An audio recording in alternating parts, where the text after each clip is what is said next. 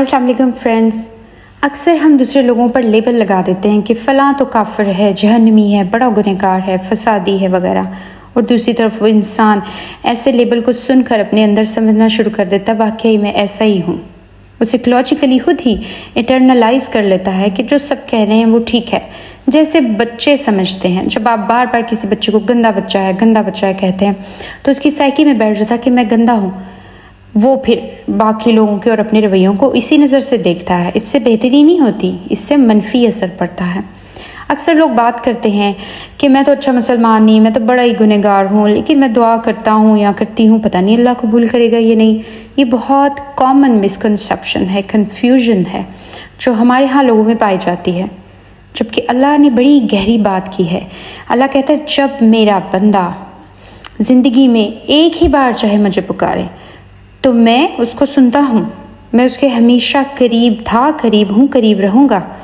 यहाँ अल्लाह उस शख्स के बारे में बात कर रहा है जिससे सारी ज़िंदगी दुआ नहीं की, यहाँ बहुत अरसा दुआ नहीं की, बड़े ज़मानों बाद गफलत में रहने के बाद उसने फ़ैसला किया कि अपने रब को पुकारे। उसको इस मिसाल से समझते हैं जैसे आप अपने वालिद से नाराज़ हैं, बाहर के मुल्क चले गए हैं, किसी दूसरे शहर, बरसों कॉल नहीं की, फिर आपको याद आया, आपने कॉल की तो जवाब क्या आएगा? जवाब में वो कहेंगे आप याद आया हूँ, आप कॉल किए, कोई ज़रूरत नहीं अब बात करने की। वो कॉल हैंग अप कर देंगे। कोई दोस्त होगा तो कहेगा मुझे भूल गए, मेरा ख्याल ही नहीं आया, अब अपनी ज़रूरत पड़ी है तो मेरी याद आ गई है, कॉल भी की है तो अपनी ज़रूरत के लिए। हम अल्लाह से दुआ भी अपनी ज़रूरत के लिए करते हैं।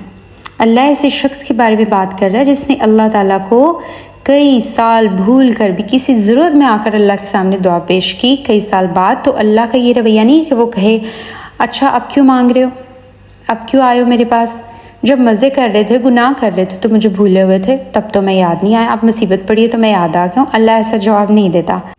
अल्लाह का कहता है अजीबु दावत दाई इज़ादान, जब भी पुकारने वाला मुझे पुकारे मैं उसको सुनता हूँ।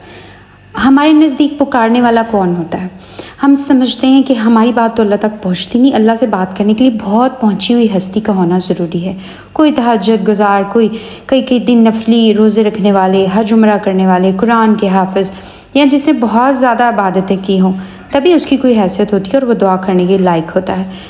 हमने तो दुआ के लिए बहुत सारी क्वालिफ़िकेशन रखी हुई हैं, लेकिन अल्लाह के नज़दीक एक ही क्वालिफ़िकेशन है, पुकारने वाला। पुकार के तो देखो क्वालिफाई हो गए, पुकार के तो देखो तुम ख़ास बन गए, अल्लाह के ख़ास बन गए। हमारी एक ख़ास ज़हनियत बन गई है कि हम तो बहुत बुरे हैं, बहुत ख़राब हैं, अल्लाह हमारी बात क्यों सुनेगा, अल्लाह तो अच्छे लोगों की बात सुनता है। अल्लाह इसी ज़हनियत को ख़त्म करने के लिए इस आयत में हमें एक दुआ सिखा रहा है कि मेरे बंदे तुम जितने भी शर्मिंदा हो, जितने भी गुनहगार हो, जो भी हो, जब भी पुकारोगे मैं सुनूंगा। अल्लाह अपने नबी से कहते हैं कि मेरे बंदों को बता दो कि जब मेरे बारे में पूछे तो मैं हमेशा से करीब हूँ और हमेशा पुकारने वाले की पुकार का जवाब देता हूँ। सुभान अल्लाह। तो आज से अभी से अल्लाह को पुकारिए, वो आपकी पुकार के इंतज़ार में है। आप जो भी हैं, जैसे भी हैं, मैं जैसी हूँ, जो भी हूँ, अल्लाह की बंदी हूँ और अल्लाह अपने बंदे के इंतज़ार में है।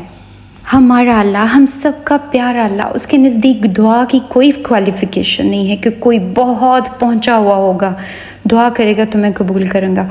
उसके नज़दीक एक सिंपल क्वालिफ़िकेशन है कि बस वो मुझे पुकारने वाला हो, मुझसे ही मांगने वाला हो।